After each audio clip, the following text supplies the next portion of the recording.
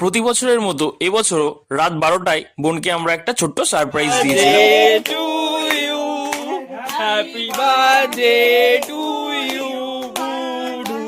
Happy birthday to you.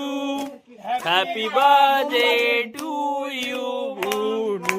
Happy birthday to you. Happy birthday to you, Budu. 12টার সময় সারপ্রাইজটা plan করার জন্য আমি আগে থেকেই একটা পেস্ট্রি কিনে এনেছিলাম, সেটাই ও কাটবে বলে। তো সেটা আমরা রাত 12টার সময় ওকে দিয়ে কাটালাম। তারপর মা বাপি বোনকে কেক খাইয়ে দিল, তারপর আমিও একটু বোনকে কেক খাইয়ে দিলাম। সেটা করার পর আমি বোনকে একটা চকলেটের বক্স গিফট করেছিলাম তার বার্থডেতে, কারণ বোন আমার ভীষণই চকলেট খেতে পছন্দ করে। তো সেই দিন আমার অফিস থাকায় আমি ওর সন্ধ্যাবেলায় যে বড় করে বার্থডেটা সেলিব্রেশন হয়েছে সেইখানে থাকতে পারিনি। তো এই যে যে পুরো ক্লিপটা দেখছো, এই ফার্স্ট টাইম আমি আমার কোনো ফ্যামিলির ইভেন্টে থাকতে পারলাম না। এখন ফিল হচ্ছে হ্যাঁ আমিও অনেকটাই বড় হয়ে গেছি।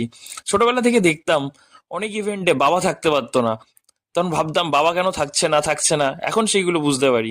যখন বড় হই আমরা, যখন কাজের মধ্যে ব্যস্ত থাকি, তো ফ্যামিলিকে টাইম দেওয়ার সময়টাও আমরা ঠিক পেয়ে উঠতে পারি না। তো এই ইভেন্টটা আমার খারাপ লাগছিল, কিন্তু কিছু করার ছিল না। আমি অফিসের থেকে ছুটি পাইনি। তো অফিস থেকে বাড়ি ফিরে অনেক রাত্রেই হয়ে গেছিল, ততক্ষণে ওরা সবাই ঘুমিয়ে পড়েছিল। তো আমি দেখলাম বোনের বিছানায় ভর্তি করে বোনের বার্থডের গিফট ছড়ানো রয়েছে। তো আজকের ভিডিওটা এখানেই শেষ করলাম, দেখা হবে নেক্সট ব্লগে।